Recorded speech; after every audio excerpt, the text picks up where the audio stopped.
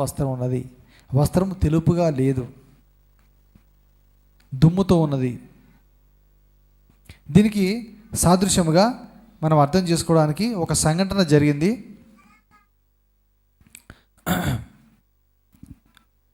జకరియా గ్రంథంలో 3వ అధ్యాయంలో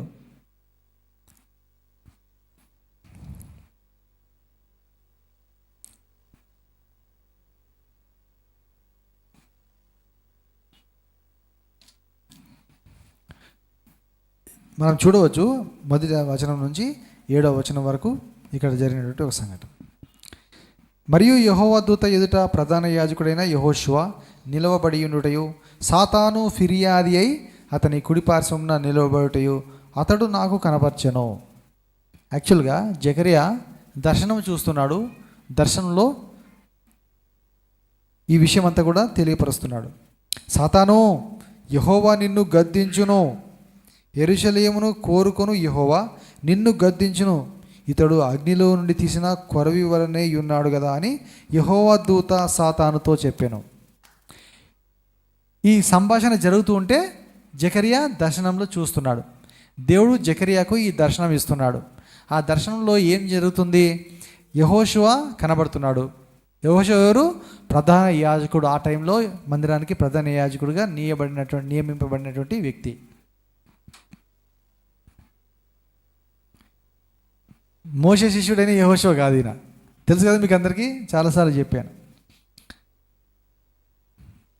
ఆయన గురించి, యెహోషువను గురించి దర్శనము దేవుడు చూపిస్తున్నాడు.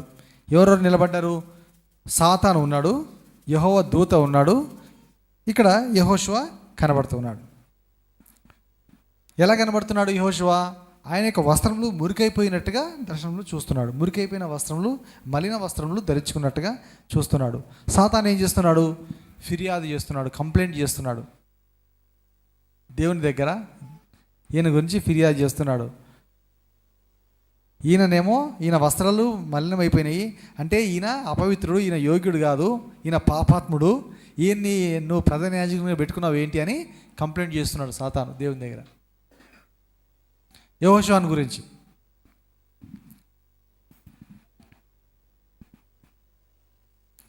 యెహోవా దూత ఏమంటున్నాడు? సాతాన్ని గద్దిస్తున్నాడు. దేవుడు నిన్ను గద్దించును గాక. దూత డైరెక్ట్ గద్దించట్లే, దేవుడే నిన్ను గద్దిస్తాడు. యెహోవా, సాతాను, యెహోవా నిన్ను గద్దించును, యెరూషలేమును కోరుకుని యెహోవా నిన్ను గద్దించును అని చెప్పి యెహోషువను గురించి ఏమంటున్నాడు? ఇతడు అగ్నిలో నుంచి తీసిన కొరవి వలనే ఉన్నాడు కదా అని యెహోవా దూత సాతానుతో అన్నాను. అగ్నిలో నుంచి తీసిన కొరవిలాగా ఉన్నాడు, ఒక నిప్పు కణములాగా ఉన్నాడు. ఇప్పుడు 3వ వచనం. యెహోషువ మలిన వస్త్రములు ధరించిన వాడై దూత సముఖంలో నిలవబడి ఉండగా, దూత దగ్గర నిలిచి ఉన్న వారిని పిలిచి ఇతని మైల బట్టలు తీసివేయుడని ఆజ్ఞాపించి, నేను నీ దోషమును పరిహరించి ప్రశస్తమైన వస్త్రములతో నిన్ను అలంకరించుచున్నాను అని చదివాను. గట్టిగా దేవునికి స్తోత్రం చెల్లిద్దాం. హల్లెలూయా. అతని తల మీద తెల్లని పాగా పెట్టించుడి అని నేను మనవి చేయగా, ఈయన కల్పించుకున్నాడు. జకరియా దర్శనం చూస్తూ సడన్గా దర్శనంలో కల్పించుకొని ఆ సీన్లో మౌనంగా ఉండలేక, మాట్లాడకుండా ఉండలేక మాట్లాడుతున్నాడు. అయ్యా తెల్ల పాగా కూడా పెట్టండి. దేవుని దూత అంటున్నాడు. అక్కడ ఉన్నటువంటి మిగతా వాళ్ళని ఎవరినో పిలిచి, ఇంకో దూతనో ఎవరినో పిలిచి, ఇతనికి మైల వస్త్రాలు తీసేయండి, మురికైపోయిన వస్త్రాలు తీసేయండి, మంచి వస్త్రం ధరింపజేయండి, ఆయనకి ప్రశస్తమైన వస్త్రం ధరింపజేయండి ఆయనకి. ఎందుకు? ఇతడు ఇప్పుడు ప్రధాన యాజకుడయ్యాడు నా మందిరం మీద.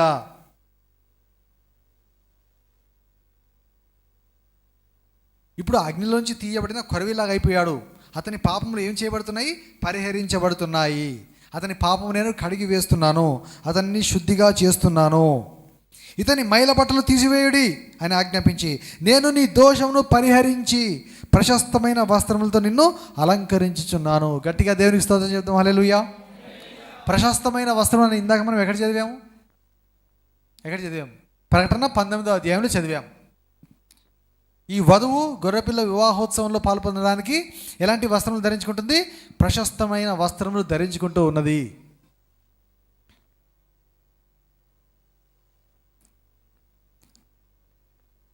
అలాగే చెప్తుండగా అతని తల మీద తెల్లని పాగా పెట్టించడని నేను మనవి చేయగా వారు అతని తల మీద తెల్లని పాగా పెట్టి వస్త్రంతో అతన్ని అలంకరించిరి.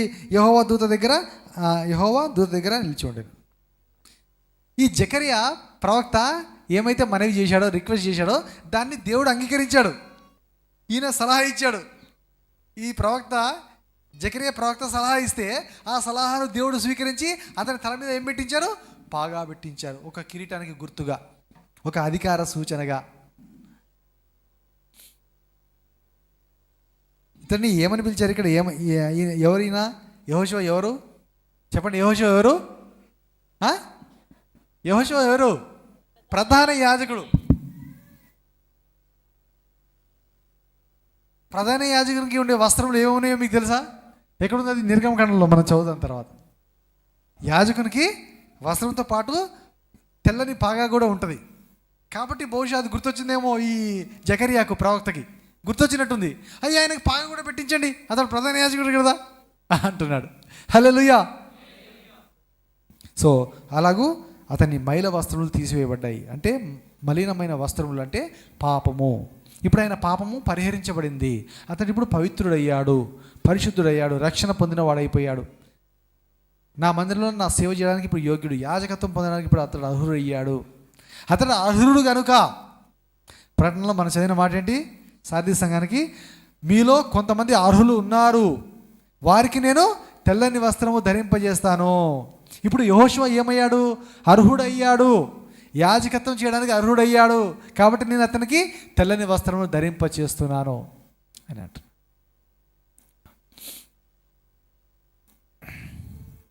ఎలా వస్త్రములు ఎలా తెల్లగైపోతున్నాయి? మలిన వస్త్రము తెల్లని వస్త్రం ఎలాగవుతుంది? వస్త్రం ఏం చేయాలి? మనము ఉతుక్కోవాలి. వస్త్రంలో ఉతుక్కోకుండా వేసుకుంటారా? ఎవరైనా మురికి బట్టలు వేసుకుంటారా? ఇప్పుడు వేసుకున్నాను, పొద్దునే ఇంటికి పోగానే తీసేస్తాయి ఇక మళ్ళీ వేసుకోను. నేను కొంతమంది ఏం చేస్తారంటే వారం అంతా ఇవే నడిపిస్తూనే ఉంటారు. లేకపోతే మామూలు ఏదైనా యూనిఫామ్ ఏదైనా ఉంటే రోజు కొంతమంది వారం రోజులు అదే డ్రెస్ వేసుకునే వాళ్ళు ఉంటారు. నేను మా డాడీతో అనేవాడిని, మా డాడీ చాలాసార్లు వేసుకుంటాడు ఒక డ్రెస్ వేసుకున్నాడంటే నేను అక్కడ పెట్టేస్తాడు, మళ్ళీ వేస్తుంటే డాడీ ఎందుకు అంత మురికి చేస్తున్నావు? అమ్మకు పెద్ద రిస్క్ అయిపోతుంది ఉతికి మురికి కాకముందు వేసి అక్కడ.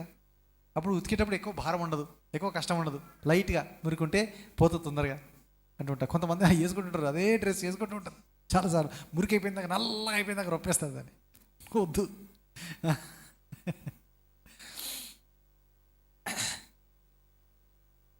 ప్రకటన 22:14 చదవండి.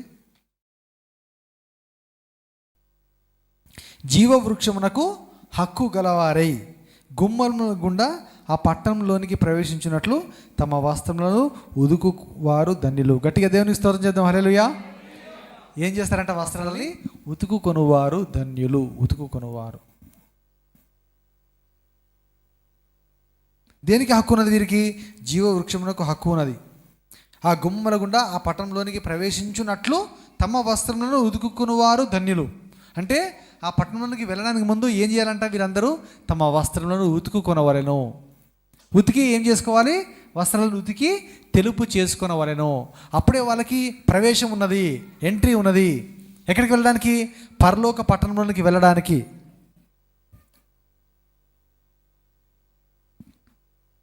వస్త్రం ఉతుకోకుండా, డ్రెస్ నీట్గా ఉండకుండా లోపలికి వెళ్ళడానికి లేదు, పరలోకంలోకి వెళ్ళడానికి లేదు. మలిన వస్త్రములతో పరిశుద్ధ స్థలంలోనికి ప్రవేశించడానికి యోగ్యత లేదు, ఎవరికి అర్హత లేదు. సైతాన్ వచ్చి కూర్చున్నాడు. అందుకే యెహోషువ దగ్గర సైతాన్ వచ్చి కూర్చున్నాడు. ఏంటి మీరేం చేస్తున్నారు? దేవుని ప్రశ్నిస్తుంటాడు, దేవుని దూతలు ప్రశ్నిస్తుంటాడు. అట్లా చేస్తారు మీరు, ఎట్లా చేస్తారు? అతను అపవిత్రుడు, అతనికి పరిశుద్ధ వస్త్రం రాలేదు, తెల్లని వస్త్రం వేసుకోలేదు. అలా ఎలా చేస్తారు మీరు? యాజకత్వం చేయడానికి, మందిరంలోకి రావడానికి ఎలా చేస్తారు? సైతాన్ని ఫిర్యాదు చేస్తూనే ఉంటాడు. ప్రకటన గ్రంథంలో మనం ఆల్రెడీ చాలాసార్లు చదువుకున్నాం.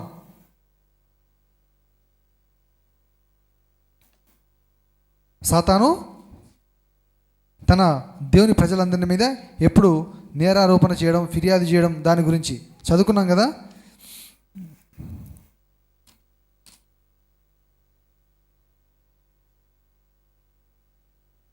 12:9 కాగా సర్వలోకమును మోసపుచ్చు అపవాదినియు సాతాననియు పేరు గల ఆది సర్పమైన మహాగణ సర్పము పడద్రోయబడెను. అది భూమి మీద పడద్రోయబడెను, దాని దూతలు దాంతో కూడా పడద్రోయబడిరి. అక్కడ ఇంకో చోట ఉంటుంది, ఏది కింద వచనంలోనా 17వ వచనం, 12:17 ప్రకటన. అందుచేత ఆ గడ సర్పము ఆగ్రహము తెచ్చుకొని దేవుని ఆజ్ఞలు గైకొనుచు యేసును గూర్చి సాక్ష్యం ఇచ్చుచు ఉన్నవారైన ఆమె సంతానములో శేషించిన వారితో యుద్ధము చేయుటకై బయలువెడలి సముద్ర తీరమున నిలిచెను. చాలు, ఇంకో రెఫరెన్స్ ఉంటుంది, జ్ఞాపకం రావట్లేదు. కాబట్టి అందుచేత దేవుని దూత ఏం చేశాడంటే వెంటనే యెహోషువను పిలిపించేసి అతని మలిన వస్త్రం తీసేసి అతని తెల్లని వస్త్రం ఇచ్చేసి అతని పాగా ధరింపజేసి దానికి ప్రధాన యాజకునిగా చేసినట్టుగా మనం చూస్తున్నాం. అలాగే మనమందరం కూడా ఎవరమైనా సరే ఆ వస్త్రం ధరించుకోకుండా, మలిన వస్త్రము తీసివేయబడకుండా, వస్త్రములు ఉదకకుండా, వస్త్రము తెలుపు చేయబడకుండా పరలోకంలోనికి ప్రవేశము రాదు అనే మాట మనకు కనబడుతుంది. సరే, ఎలా ఉతకాలి ఇప్పుడు ఆ వస్త్రము? అందరినీ వస్త్రం ఉతుకోమంటున్నాడు, అవునా కదా? మీరు వస్త్రములు ఉతుక్కోండి, ఉతికి తెలుపు చేసుకోండి, తెలుపు చేసుకొని నా పట్టణంలో ప్రవేశించండి. ఎలా తెలుపు చేసుకోవాలి? ఏ డిటర్జెంట్ వాడితే తెలుపు అయిపోతుంది? సురేష్ బ్రదర్, ఏరియలా, రిన్నా, ఏదైనా కంపెనీ పేరు చెప్పండి. వస్త్రములు తెలుపు చేసుకోవడానికి మనకు కావాల్సినటువంటి మంచి బ్రాండ్, ఇదిగో మంచి బ్రాండ్ ఇక్కడ ఉంది చూడండి. ప్రకటన 7:14 ఉంది మంచి బ్రాండ్. ప్రకటన గ్రంథము 7వ అధ్యాయము 14వ వచనం. అందుకు నేను అయ్యో నీకే తెలియను అనగా ఇలాగు నాతో చెప్పెను, మీరు మహాశ్రమల నుండి వచ్చిన వారు గొర్రెపిల్ల రక్తములో తమ వస్త్రములను ఉదుకుకొని వాటిని తెలుపు చేసుకొని. గట్టిగా దేనికి స్తోత్రం చేస్తాం. హల్లెలూయా. ఏ సోప్ అండి? మామా ఎర్త్ సోపా కాదు, ఏరియల్ సోపా, రిన్ సోపా, యేసు రక్తం.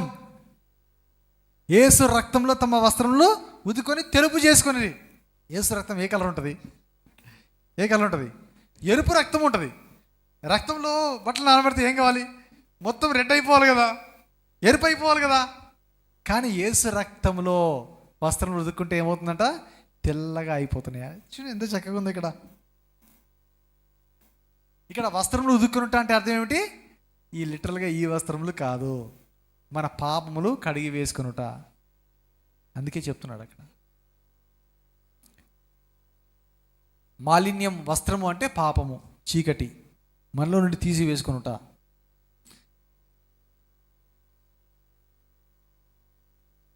చాలామంది ఇంకా బ్యాప్టిజం పొందని వారు ఉన్నారు, యవనస్తులు ఉన్నారు, సహోదరులు ఉన్నారు. నెక్స్ట్ ఒక వారం రోజులు, 8 రోజులు మాత్రమే ఉన్నది న్యూ ఇయర్కి. ఈరోజు డేట్ ఎంత? 24. ఒక వారం రోజులు మాత్రమే ఉన్నది. సిద్ధపడిన వారు సాక్ష్యం చెప్పండి, ముందుకు రండి అంటే చాలామంది సాక్ష్యం అయిపోయిన తర్వాత వస్తారు. ఇంట్రొడక్షన్ అయిపోతుంది కదా, అయిపోతుంది, సాక్ష్యం అయిపోతుంది, స్తుతియార్థం నడుస్తుంటుంది, అప్పుడు వస్తుంటారు. ఎప్పుడు సాక్ష్యములు చెప్తారు మీరు? ఎంతమంది సిద్ధపడుతున్నారు న్యూ ఇయర్ రోజు బాప్తిసం తీసుకోవడానికి? యవనస్తులారా, ముఖ్యమైనది ఏమిటి? ప్రాముఖ్యమైనది, అవసరమైనది ఏమిటి? ముందుగా ఏదైనా దేవుని యొక్క మందిరంలో మనము పని చేయడానికి, పరిశుద్ధ స్థలంలో ప్రభు ఎదుట నిలిచి ఉండడానికి ముందుగా మన యొక్క మలిన వస్త్రము తీసివేసుకోవాలి. తీసివేసుకొని ముందు ప్రశస్తమైన వస్త్రం ధరించుకోవాలి. తర్వాత పని ప్రారంభించాలి. పాట పాడుతున్నా, వాద్యం వాయిస్తున్నా, సౌండ్ సిస్టమ్ అయినా, రికార్డింగ్ అయినా, పాటలైనా, ఏమైనా సరే ముందు యోగ్యత ఏమిటి? ముందు ఏమి కావాలి? ముందు ప్రత్యేకించబడండి దేవుని పని కోసం. ఇవన్నీ దేవుని పనులు అయినప్పుడు దేవుని పనికి ముందుగా ఏం చేయబడాలి? ప్రతిష్ఠ చేయబడాలి, ప్రత్యేకించబడాలి. అర్థమవుతుందా పిల్లలు? అర్థమవుతుందా? రక్షణ పొందాలి ముందు, బాప్తిజం పొందాలి ముందు, పాప క్షమాపణ పొందాలి ముందు, ప్రభుకి మీ జీవితం ముందు సమర్పించుకోండి, ప్రార్థించండి, వాక్యం చదవండి, జీవితంలో పరిశుద్ధంగా ఉంచుకోండి. అప్పుడు మనం చేసే ఈ పనంతా కూడా దేవునికి అంగీకారం అవుతుంది, యోగ్యం అవుతుంది. దేవుడు మనల్ని అంగీకరిస్తాడు. హల్లెలూయా. రక్షణ పొందకుండా, మనం సమర్పించుకోకుండా, మళ్ళీ మనం ప్రతిష్ఠించుకోకుండా ఇవన్నీ చేస్తుంటే దేవుడు సంతోషిస్తాడా? ముందు నీ హృదయము నాకిమ్ము అంటున్నాడు దేవుడు. మీరు ఎప్పుడు సిద్ధపడతారు? చాలామంది ఎప్పుడు మీ జీవితం ప్రభుకి ఇస్తారు? ఎప్పుడు బాప్తిజం పొందుతారు? సంవత్సరాలు వాయిదా వేస్తారా? వాయిదా వేస్తూ పోతారా?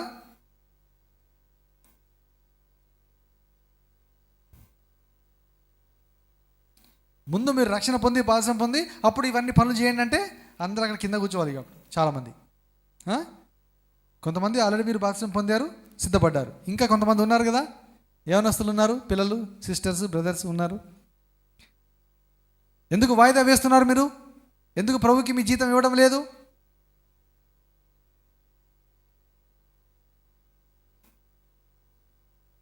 ఆ రక్షణ వస్త్రం ముందు ధరించుకొని అప్పుడు దేవుని యొక్క మందిరంలో యాజకత్వ పని మనం చేసే వారముగా ఉండాలి. హల్లెలూయా.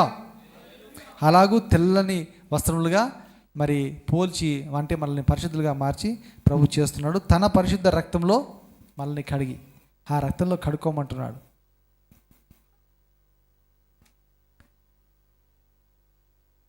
రెండు విషయాలు మనం చూసాము.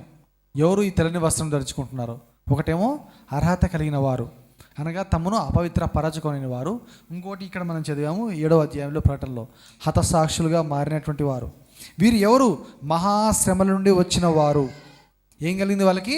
శ్రమ కలిగింది. యేసు ప్రభు కోసం ప్రాణం పెట్టారు, యేసు ప్రభు కోసం చనిపోవడానికైనా సిద్ధపడ్డారు, శ్రమలు అనుభవిస్తున్నారు.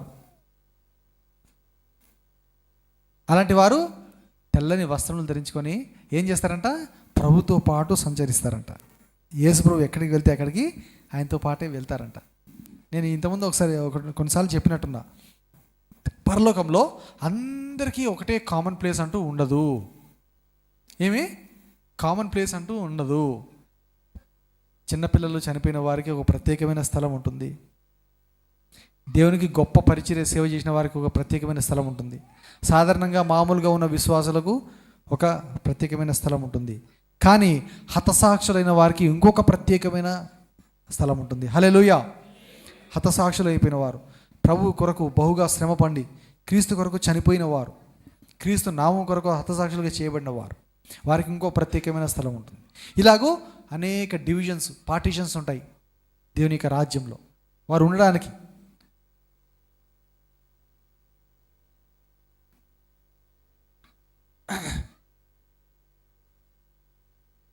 మన కళ్ళ ముందే అనేక మంది సేవకులు హతసాక్షులు కూడా మనం విన్నాం చాలాసార్లు. ఇంటర్ వికారాబాద్లో ఒక పాస్టర్ సంజీవ్ చంపారు, ఆయన్ని కత్తితో పొడిచి చంపేశారు. అక్కడే ఆయన ఉన్న చోటని.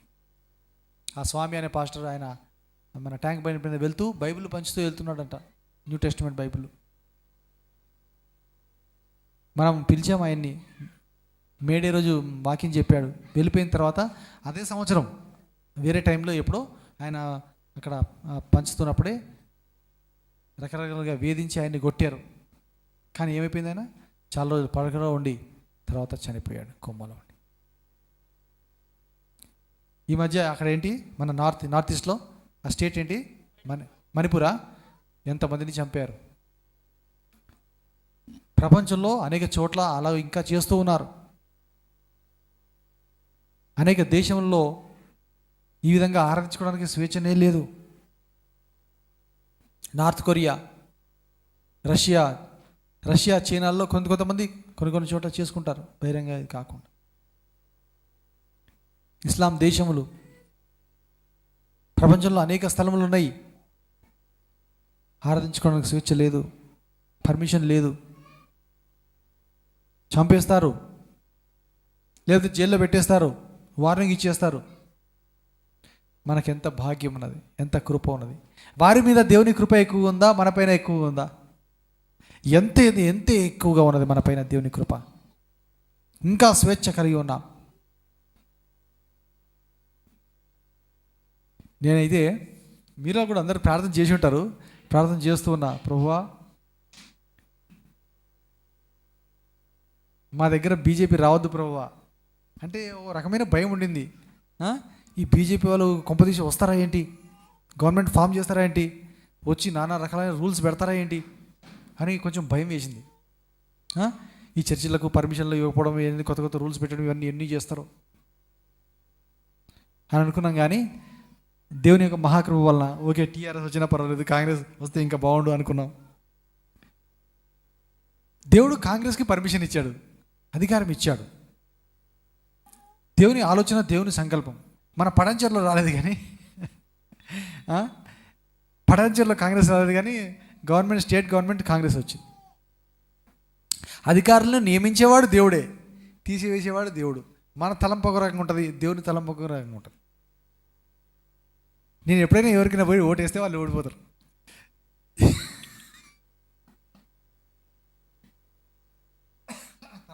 ఎందుకు పోయానే నేను ఎందుకు ఓటేసానేమో అనిపిస్తుంది నాకు.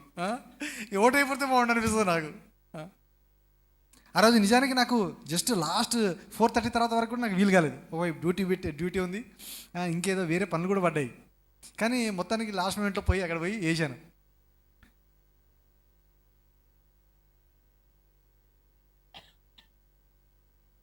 కానీ దేవుడు ఎవరికి ఇవ్వాలో, ఎవరిని మార్చాలో దేవునికి తెలుసు. దేవుని స్వాధీనంలో ఉంటుంది. దేవుడు ఒక్కొక్కరిని కదిలించి వేయించేస్తుంటాడు. నిర్ణయం దేవుంది. హల్లెలూయా. పార్టిసిపేషన్ మనది, నిర్ణయం దేవుంది. దేవుడిని ఎవరు నిలబెట్టాలనుకుంటే వారు నిలబెడతారు. అయిపోయింది కథ. అలాగూ మరి మనం చూసినట్లయితే ఇక్కడ ఏదో సందర్భంలో చెప్పాను, నాకు జ్ఞాపకం రాలేదు సందర్భం. ఇక్కడ మనం చూసినట్లయితే మరి వీరందరూ కూడా హతసాక్షులుగా అయినటువంటి వారు.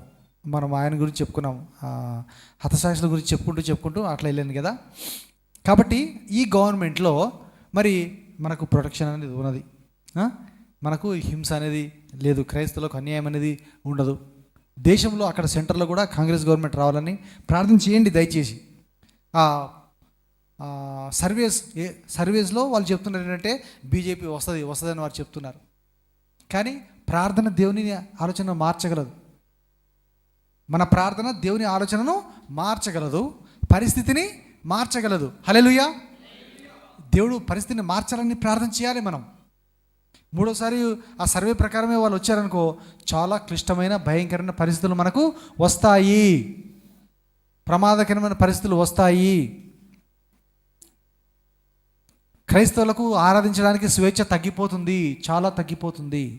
ఎన్ని కుట్రలు పన్నుతున్నారో మనకు తెలియదు. వారు దేవుని వేడుకోండి. ప్రతి ప్రార్థనలో మీరు దేవుని అడగండి. మనందరం సంఘంలో ప్రార్థన చేస్తున్నాం, అడుగుతున్నాం. మీలో చాలామంది ప్రార్థనలు సహకరించకపోయినా, చాలామంది సాటర్డే ప్రేయర్స్కి మీరు చాలా రావట్లేదు, మీరు సహకరించట్లేదు, చాలామంది ముందుకు రావట్లేదు, సీరియస్గా దాన్ని తీసుకోవట్లేదు. వేరే అనేక రకమైన పనులకు మీరు చాలా ప్రాధాన్యతను ఇస్తున్నారు.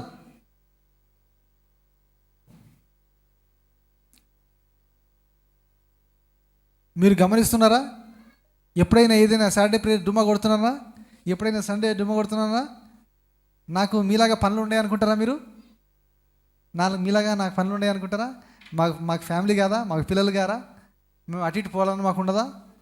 త్యాగం చేసుకొని, సమర్పించుకొని, వదులుకొని, క్యాన్సల్ చేసుకొని దేవుడా అని ఇక్కడ వచ్చి పడి ఉంటున్నా. వేరే ఏదైనా టైంలో ఏదో కేటాయించుకొని, కేటాయించుకొని వేరే టైంలో పెట్టుకుంటాం. అలాగూ మీకెందుకు లేదు త్యాగము, సమర్పణ? అలాంటి అంకిత భావం మీకెందుకు లేదు? మీరు పాస్టర్ కాబట్టి ఉండాలి కాబట్టి ఉంటారండి.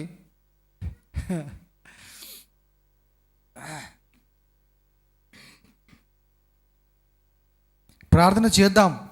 మన దేశం కోసం ప్రార్థన చేయాలి. మనం మన రాష్ట్రం కోసం చేయాలి, మన గ్రామం కోసం మనం చేయాలి. ఇంట్లో మీరు చేస్తూ ఉండవచ్చు ప్రార్థన, కానీ సంఘముగా కలిసి మనం కూడి చేయాలి. సంఘంలో మనకుండే కార్యక్రమాల్లో వీలైనంత మటుకు పాలు పొందడానికి ప్రయత్నం చేయాలి. వేరే ఇతర పనులు సాక్రిఫైస్ చేయడానికి ప్రయత్నం చేయాలి. దానికి వేరే టైం పెట్టుకోవాలి. ఏదో ఒక టైం మొత్తానికి పోస్ట్పోన్ అయితే అయింది. మీకు తెలుసో తెలియదో కొన్ని విషయాలు నేను రాసి పెట్టుకుంటే ఎప్పుడో రాసి పెట్టుకున్నది అది పోస్ట్పోన్ అయ్యి ఎప్పుడో వస్తుంది ఆ పని నేను చేసేటప్పటికి. కొన్ని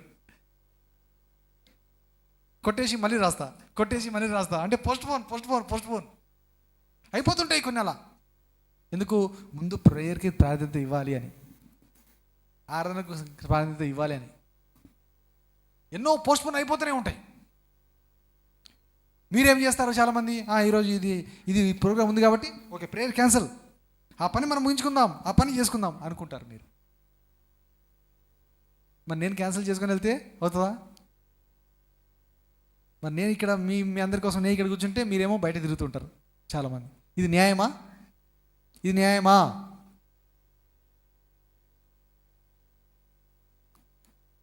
కాబట్టి అందరిలో ఐక్యత అనేది అందుకే అవసరం. సమర్పణ, త్యాగము అనేది అందుకే అవసరం. అలాగూ హతసాక్షుల గుంపులో అనేక మంది చేరుతున్నారు. రేపు భవిష్యత్తులో ఎవరు ఎలాగుంటారో మనకు తెలియదు. నేను ప్రభు కోసం హతసాక్షిని అవుతానో లేదో నాకు తెలియదు. ఆ దర్శనం అయితే వచ్చింది అక్కడ ఇజ్రాయెల్ దేశంలో హోటల్లో ఉన్నప్పుడు ఒక రాత్రి. చెప్పాను కదా మీకు ఆల్రెడీ. ఒక పెద్ద ఏనుగుని తెచ్చారు, పెద్ద మారి తెచ్చారు. ఆ బీచ్లో టర్బైన్ మోసుకుపోయే లారీలాగా నన్ను వెతుకుతున్నారు పట్టుకుందామని. నేను చూస్తున్నా వాళ్ళందరినీ, వారికి నేను కనబడట్లే. అది నెక్స్ట్ డే రోజు మా గ్రూప్లో వాళ్ళందరికీ చెప్తే, అరే నేను అక్కడ స్టేజ్ మీద తీసుకుపోవాలి, సాధు గారిని తీసుకుపోవాలి, అక్కడ నేను సాక్ష్యం చెప్పాలి అని చెప్తున్నారు. ఆ కాన్ఫరెన్సే హతసాక్షులకు సంబంధించిన, ఆ ప్రభు రాకడకు సంబంధించిన సూచనలకు సంబంధించి, మరి సిద్ధపాటుకు సంబంధించిన కాన్ఫరెన్స్. దేవుని చిత్తము. ప్రభు కోసం చనిపోతే అంతకన్నా భాగ్యం ఏది కూడా ఉండదు. ఎవరైనా సరే, సంఘస్థులు ఎవరైనా సరే, మనం అందరం ఎవరైనా సరే, నోరు తెరచి ప్రజలకు, సమాజానికి నోరు తెరిచి ప్రభువుని గురించి మనం ప్రకటిస్తూ ఉన్నప్పుడే ఆ పరీక్ష అనేది స్టార్ట్ అవుతుంది. ప్రభు కోసం దెబ్బలు తినడమో, హతసాక్షులు అవ్వడమో, గాయపడమో, హింసింపబడమో ఏదో మనం ఎప్పుడవుతుంది? ప్రభు గురించి ఎప్పుడు నోరెత్తకపోతే, సువార్త వీధుల్లో మనం చేయకపోతే, మనకు తెలిసిన వారికైనా ఎవరికైనా నోరెత్తి మనం దేవుని మాట చెప్పకపోతే, మౌనంగా ఉంటే ఎప్పుడు నీకు శ్రమపడే అవకాశమే రాదు. అయ్యే క్వశ్చనే లేదు. ప్రభు గురించి మనం చెప్తేనే, సాక్ష్యం పంచుకుంటేనే ఏమవుతుంది? ఆ దెబ్బలు అనేవి మనకు తగులుతాయి. నిందలు రావచ్చు, మాటలు అనొచ్చు. మాటలు అంటేనే ఏమవుతుంది? ఉట్టి మాటలకే ఎంతో బాధపడుతుంటాం మనం. ఎవరేమైనా ఉట్టి మాట అంటేనే లోపల ఎంతో బాధపడుతుంటాం. మరి కొడితే ఇంకెంత బాధ ఉంటుంది? గాయపడితే ఎంత బాధ ఉంటుంది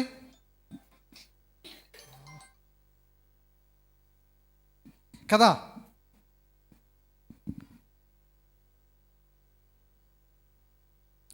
అందుచేత ఈ హతసాక్షులు వారు తమ వస్త్రములను గొర్రెపిల్ల రక్తంలో ఉదుకొని పరలోకంలో వాళ్ళు ఉంటున్నారనే మాట ఇక్కడ మనం ప్రకటన గ్రంథము 7వ అధ్యాయంలో చూస్తూ ఉన్నాం. ఒక ఉపమానం యేసు ప్రభువు చెప్పాడు. మీకు అందరికి జ్ఞాపకం ఉన్నదా?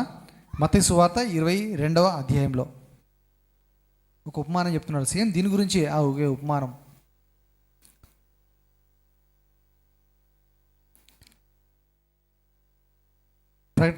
మత్తయి సువార్త 22వ అధ్యాయం ఒక ఉపమానం ప్రభు చెప్తున్నాడు. ఒక రాజు ఉన్నాడంట. ఒక విందు జరుగుతూ ఉందంట. అనేక మందిని పిలిచాడు, కానీ చాలామంది రావడం లేదు. ఈ సంఘటన అంతా కూడా ఇక ఉపమానం ప్రభు చెప్తున్నాడు. మనం మొత్తం కాకుండా కొంచెం కింద చదువుదాం. 11వ వచనం నుంచి మనం చూద్దాం కొన్ని మాటల కిందికి. మత్తయి, రాజు కూర్చున్న వారిని చూచి చూడ లోపలికి వచ్చి అక్కడ పెండ్లి వస్త్రము ధరించి కొనని ఒకని చూచి ఏంటి పెళ్లి వస్త్రము ధరించుకోలేదు అంటే చూడండి, పెళ్లికి కూడా ఒక యూనిఫామ్ పెట్టాడు. పెళ్లికి వెళ్ళే వాళ్ళందరూ, వివాహానికి వెళ్ళే వాళ్ళందరూ ఒకటే రకమైన డ్రెస్ వేసుకోవాలని అర్థం. ఈ మధ్య కాలంలో ఎవరైనా ఇంట్లో అయినా వివాహం జరిగితే వాళ్ళు ఫ్యామిలీ వాళ్ళందరూ ఒక రకమైన యూనిఫామ్ ధరించుకుంటున్నారు. ఫ్యామిలీ అంతా ఒకటే కలర్, ఒకటే డ్రెస్. ఇక్కడ వివాహానికి వచ్చే వాళ్ళందరూ ఓహో వీళ్ళు పిలువబడిన వారు అని ఐడెంటిటీ. పిలువబడిన వారికి ఆ డ్రెస్ ఉంటుంది, ఆ యూనిఫామ్ ఉంటుంది మ్యారేజ్లో పాల్పొందడానికి. పెళ్లి వస్త్రము ధరించి కొనని ఒకరిని చూచి స్నేహితుడా పెండ్లి వస్త్రము లేక పెళ్లి వస్త్రం లేక ఇక్కడికి ఎలాగూ వచ్చితివి ఇక్కడికి ఎలాగో వచ్చితో అని అడగగా వాడు మౌని అయి ఉండెను. వాడు ఏం మాట్లాడలేదు, నోట్లో మాట రావట్లే. కొన్ని స్థలాల్లో ఏం జరుగుతుందో తెలుసా మీకు? పెద్ద పెద్ద వాళ్ళు ఇన్విటేషన్స్ పంపిస్తారు. ఆ ఇన్విటేషన్ కార్డు చూపించే లోపలికి పోవాలి. ఎవరంటే వాళ్ళు వెళ్ళడానికి వీల్లేదు. లిమిటెడ్ మెంబర్స్కి 100, 200 లేకపోతే 1000 కార్డ్స్ ప్రింట్ చేస్తారు. వాళ్ళ దగ్గరికి ఎవరు రావాలనుకుంటున్నారో వాళ్ళకి మాత్రమే కార్డ్స్ ఇస్తారు. ఆ కార్డు చూపించి వాళ్ళు లోపలికి వెళ్ళాలి. కార్డు వచ్చిన వాళ్ళకి మాత్రం లోపల బ్రహ్మాండంగా ఉంటుంది. బ్రహ్మాండమైన భోజనం, ఏర్పాట్లు, వసతులు అన్నీ. కార్డు లేకపోతే లాభం లేదు, దూరడానికి వీల్లేదు. మా బుజ్జి వాళ్ళ మ్యారేజ్ అప్పుడు లేకపోతే రాజు వాళ్ళ మ్యారేజ్ అప్పుడు జ్ఞాపకం లేదు. అక్కడ బిహెచ్ఎల్లో ఎవ్రీ వెన్స్డే మార్కెట్ జరుగుతుంది, బుధవారం మార్కెట్. అది పోయి మ్యారేజ్ వెన్స్డేనే ఉంది. మీదేనా బుధవారం రోజే మ్యారేజ్. ఏం జరిగింది తెలుసా? పెళ్లి జరుగుతుంది. అక్కడ మార్కెట్కి వచ్చిన వాళ్ళంతా లోపలికి వచ్చేసి భోజనం చేస్తున్నారు. అయితే ఇవ్వడం మొత్తం వంట అయిపోయింది, భోజనం అయిపోయింది. మళ్ళా పెట్టి ఏదో భోజనం మొత్తం వంట పండించారు. ఇట్లా ఉంటుంది అనమాట. ఇన్విటేషన్ లేని వాళ్ళు, ఇన్వైటీస్ కాని వాళ్ళు మార్కెట్కి వస్తున్నారు. చాలామంది చూస్తున్నారు. ఇప్పుడు అంటే అందరు రారులేండి. కొంతమంది ఉంటారు కదా, ఎక్కడ భోజనం కనబడితే అక్కడ పరిగెత్తే గుణం ఉంటుంది కొంతమందికి. ఏమన్నా కానీ ఎవరిదన్నా కానీ చెప్పేసి భోజనం పెడుతున్నారా, పోయి తిందాం అన్నట్టు ఆ పిచ్చి ఆలోచన, దురాశ, చెడు బుద్ధి ఉండేవారు ఉంటారు కొంతమంది. వచ్చేసారు, చాలామంది వచ్చేసి తినేశారు. చాలా ఇబ్బంది అయిపోయింది. అప్పుడు మరలా ఉండి సంఘస్థలైన వాళ్ళకి భోజనం లేకపోతే టైంకి అందకపోతే కొంచెం ఆగండి అని చెప్పేసి వాళ్ళని ఉంచేసి మళ్ళీ అరేంజ్ చేసేసి వాళ్ళకి భోజనం పెట్టి పంపించడం జరిగింది. పెళ్లి వస్త్రం లేక ఇక్కడికి ఎలాగో వచ్చింది అని అడిగేవాడు మౌని ఉండెను. అంతటి రాజు వీని కాలు చేతులు కట్టి వెలుపటి చీకట్లోనికి త్రోసివేడి అక్కడ ఏడుపును పండ్లు కొరుకుటయు ఉండునని పరిచారకులతో చెప్పాను. గట్టిగా దేవునికి స్తోత్రం చేద్దాం. హల్లెలూయా. కాగా పిలువబడిన వారు అనేకులు, ఏర్పరచబడిన వారు కొందరే. రండి, పిలుస్తున్నాడు దేవుడు. రమ్మనోచున్నాడు నిన్ను ప్రభు యేసు, వాంఛతో తన కరము చాపి రమ్మనోచున్నాడు. వాంఛతో తన కరము చాపి రమ్మనోచున్నాడు. రమ్మనోచున్నాడు. ప్రతిష్ఠితమైన వస్త్రం. ఆల్రెడీ పాత నిబంధనలో నిర్గమకాండంలో ఆ ప్రత్యక్షపు గుడారంను పెట్టిన తర్వాత దేవుడు చెప్పాడు మోషేకి, యాజకునిగా ఒకరిని ప్రతిష్ఠించు, ప్రధాన యాజకునిగా నీ సహోదరైన అహరోనును ప్రతిష్ఠించు, తర్వాత అతని కుమారుల్ని యాజకులుగా నువ్వు ప్రతిష్ఠించు. యాజకులు వేసుకోవాల్సిన ఒక ప్రత్యేకమైన వస్త్రం ఉన్నది, ఆ వస్త్రం వారికి కుట్టి వారికి ధరింపచేయి అని దేవుడు ఆల్రెడీ చెప్పినట్టుగా మనం చూస్తున్నాం. నిర్గమకాండము 28వ అధ్యాయం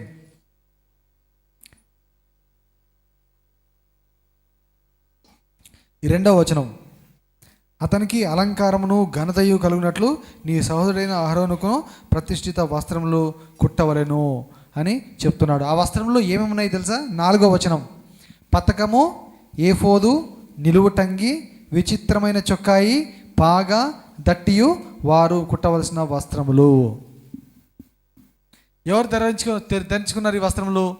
యాజకులు ధరించుకున్న వస్త్రములు. ప్రధాన యాజకుడు, తర్వాత మిగతా యాజకులు ధరించుకోవాల్సిన వస్త్రములు ఇవి, వారివి కలిగి ఉండాలి అని చెప్పాడు. దీనికి సంబంధించిన అర్థము భావం అన్నీ ఈలో కూడా మనం ఆల్రెడీ అప్పుడప్పుడు చెప్పుకున్నాం. అయితే అలాంటి వస్త్రం మనకు కూడా కావాలి. ఎందుకు? మనందరం కూడా యాజకులమే. రక్షణ పొందిన వారందరూ యాజకులే, అవునా కాదా? 1 పేతురు 2:9 చదువుదాం, ఇంకా క్లోజ్ చేద్దాం. 1 పేతురు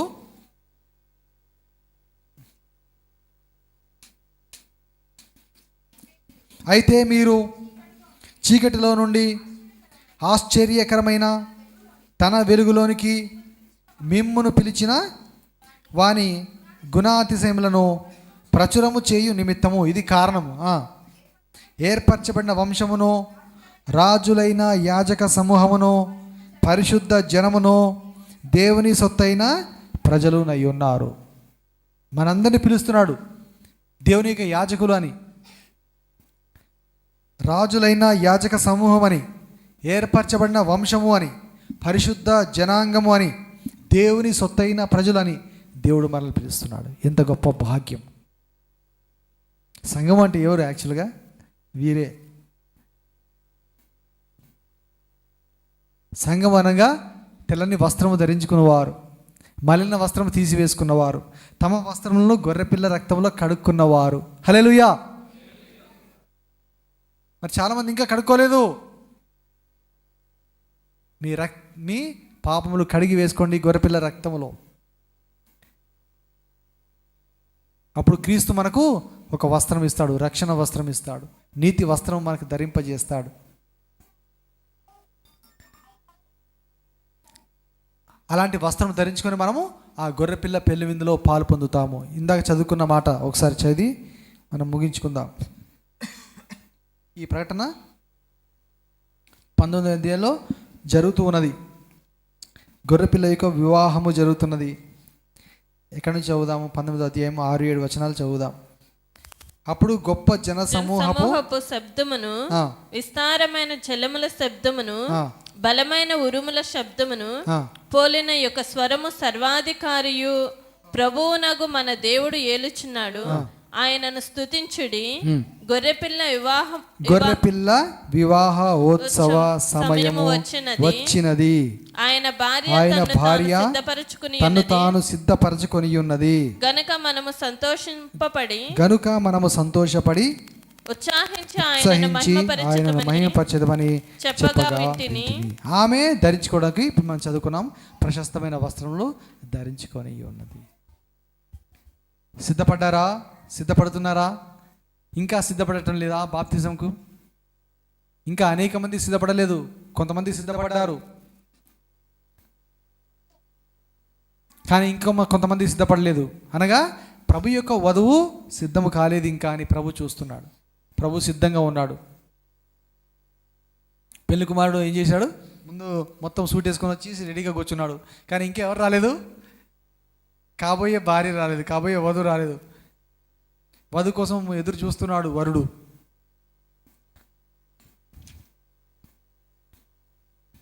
లాస్ట్ వీక్ మనం ఏంటి ధ్యానం చేశాము? ఆయన రాకడని అపేక్షించండి, త్వరపెట్టండి అనే మాట చూశాం కదా. అంటే సిద్ధపడిన వారు తొందరగా సిద్ధపడాలి అనేది దాని యొక్క భావము. గొర్రెపిల్ల వివాహోత్సవ సమయము. ఆ పాట ఒక 2-3 వచనాలు పాడదాము. అందరూ మోకరించండి, ప్రార్థనలకు వెళ్దాం. చప్పట్లు కొడుతూ గట్టిగా ఈ పాట పాడదాం. మన పుస్తకంలో 520వ పాట.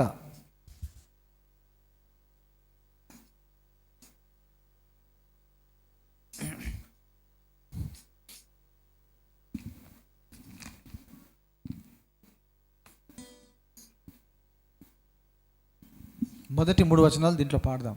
ఓకేనా? అందరూ మోకరిద్దాం. గొర్రెపిల్ల వివాహోత్సవ సమయము వచ్చెను రండి. గొర్రెపిల్ల వివాహోత్సవ సమయము వచ్చెను రండి. సర్వాధికారియు సర్వోన్నతుండైనా, సర్వాధికారియు సర్వోన్నతుండైనా మన తండ్రిని ఘనపరచి మనము సహించెదము. మన తండ్రిని ఘనపరచి మనము సహించెదము. గొర్రెపిల్ల వివాహోత్సవ. చప్పట్లు. గ్లోరీ. సీతా పాడెను వధువు సుప్రకాశము గల సీత పాడెను వధువు సుప్రకాశము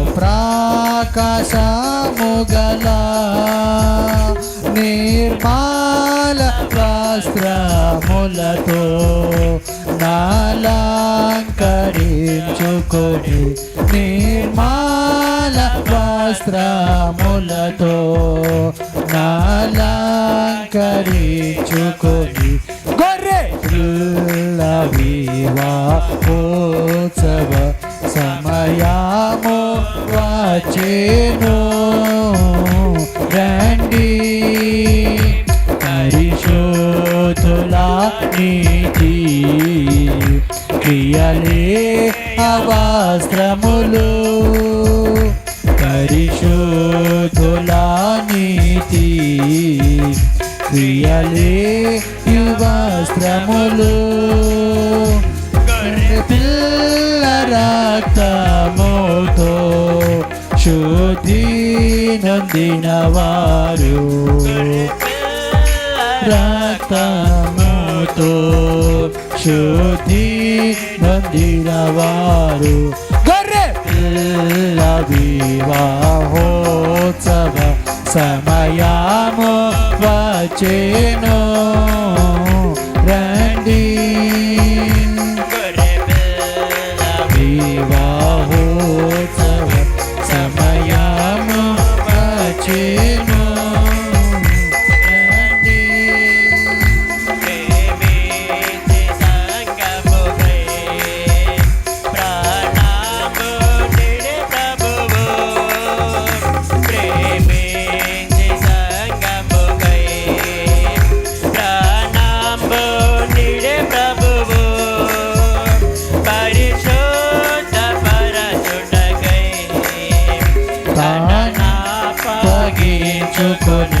పరిశుద్ధ పరచుట కొరకై తానప్పగించుకొని గొర్రె పిల్ల వివాహోత్సవ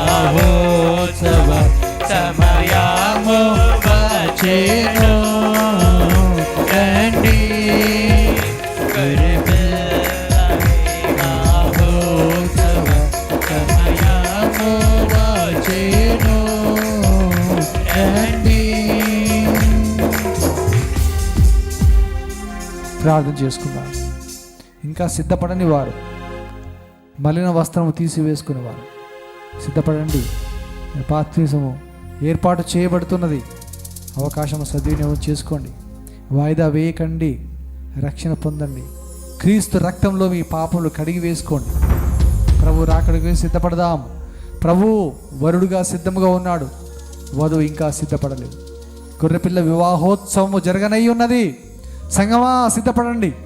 ఆయన రాకడను అపేక్షిద్దాం, త్వరపెడదాం, ఎదురు చూద్దాం. ప్రభు రాకడ కొరకు అనేక మందిని ప్రభు తిప్పుదాం, రక్షణలోకి నడిపిద్దాం.